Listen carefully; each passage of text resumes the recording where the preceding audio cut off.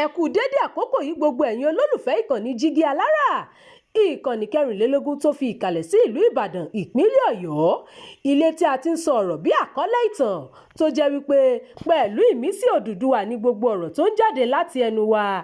Ẹ̀yin olùgbọ́ wa, a dúpẹ́ fún bí ẹ ṣe ń bá wa lọ. Ojú tẹ́ fi ń fò wá kò ní fọ́, bẹ́ẹ̀ sì ni etí tẹ́ fi ń gbọ́ wa kò ní di tẹ́ náwó sí láéláé. Abdulkareem Nimot ni oníròyìn yín. Oriyomi Hamzat ṣàlàyé àjọṣepọ̀ rẹ̀ pẹ̀lú Sheikh Gumi, ìgbésùmọ̀mí àti akatakítí ẹ̀sìn. Bí ẹnìkan bá wà tí ọ̀pọ̀ ọmọ Nàìjíríà gbàgbọ́ pé ó ń da nǹkan pọ̀ pẹ̀lú àwọn agbésùmọ̀mí àti ajínigbé, Sheikh ìlú Kaduna ni o, Ahmad Gumi ni.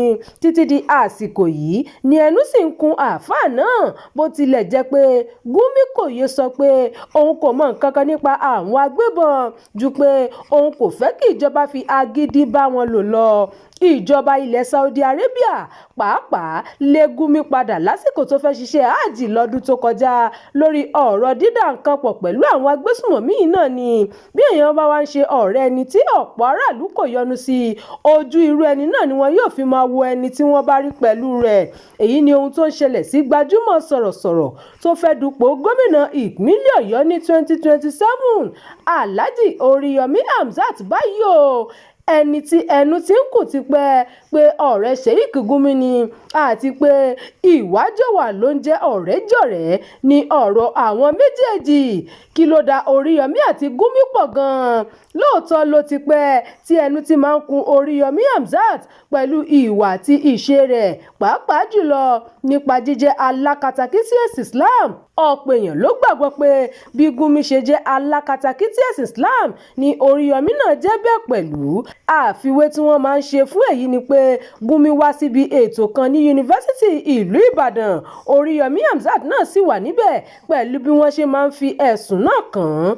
Àwọn kan tiẹ̀ sọ pé Oriyomi ló pe Gumi wá àti pé nítorí rẹ̀ ni wọ́n ṣe jókòó ti ara wọn níbi ètò ọ̀hún. Ṣáájú ló ti jẹ́ pé Oriyomi kò tako èyí. Fídíò kan sì wà tí sọ̀rọ̀sọ̀rọ̀ orí fídíò náà ti sọ pé Gumi kì í ṣe ọ̀daràn nítorí ìjọba àpapọ̀ kò pé bẹ́ẹ̀, wọn kò sì sọ pé ó ṣe àwọn lẹ́sẹ̀ kankan. Ṣùgbọ́n lásìkò yìí tí Oriyomi gbìyànjú láti di gómìnà ìpínlẹ̀ Ọ̀yọ́ lọ́dún tó ń bọ̀ lábẹ́ akọmọ̀nà rẹ̀ tí ń ṣe Ọ̀yọ́ ń pè ọ́, ọ̀pọ̀ ẹnu ti bẹ̀rẹ̀ sí ń kù ju ti tẹ́lẹ̀ lọ lórí àjọṣepọ̀ rẹ̀ pẹ̀lú Gumi tó wọ Ìbàdàn wá ṣètò àti lórí pé ọ̀tá Kìrìsìtẹ́nì ọ̀rẹ́ Gumi ni Oriyomi ṣe. Kí wá ní àlàyé Oriyomi gan lórí ọ̀rọ̀ yìí?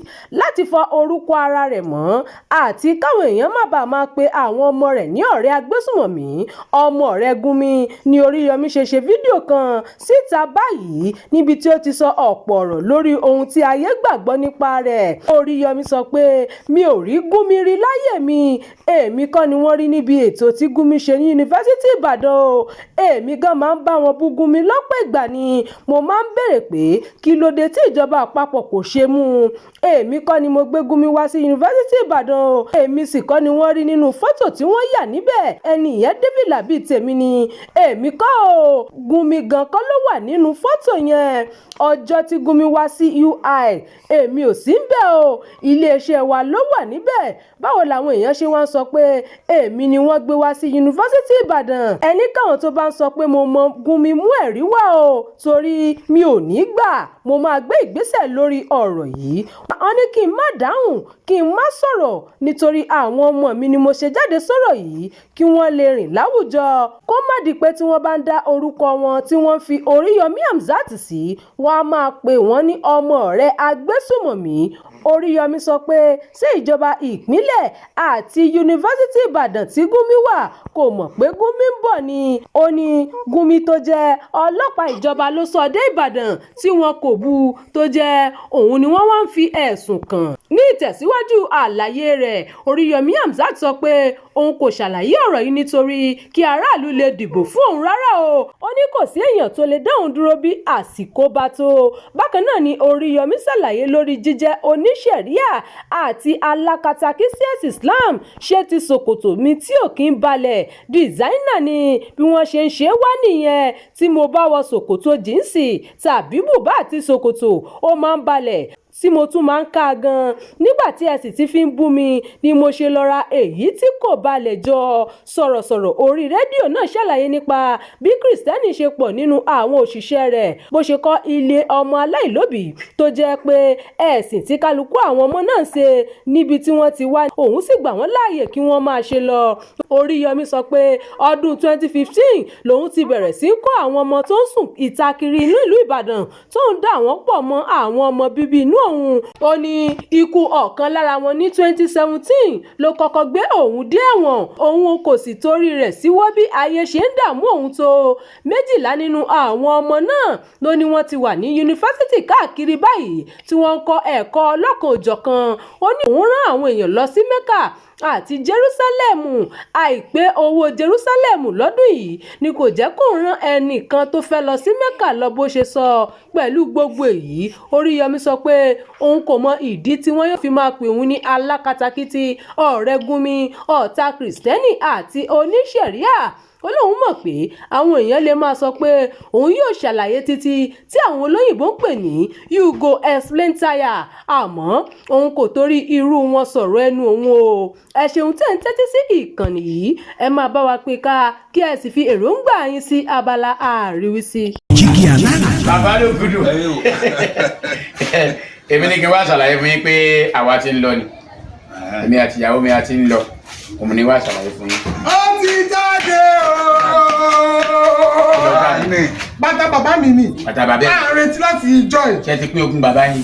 Ọ̀rọ̀ pé wọ́n pín ogún bàbá mi kọ́ àní bàtà bàbá mi tó fẹ́ ṣòro ní Jígí Alára TV. Ó ti jáde sórí YouTube o. Ó ní lọ sọ. Ṣé ní pọ́n ṣe ń gbogbo ẹ̀ gbogbo Alayé?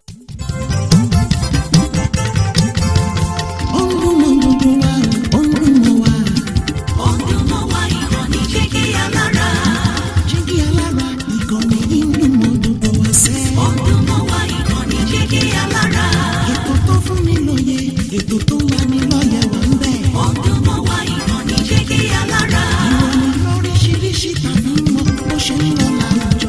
Ọdún mọ́ wá ìkànnì Jígí Alára. Ìkànnì Jígí Alára.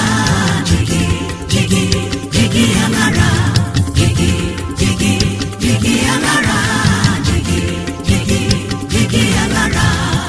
Ìkànnì Jígí Alára 24 bàbá gbogbo.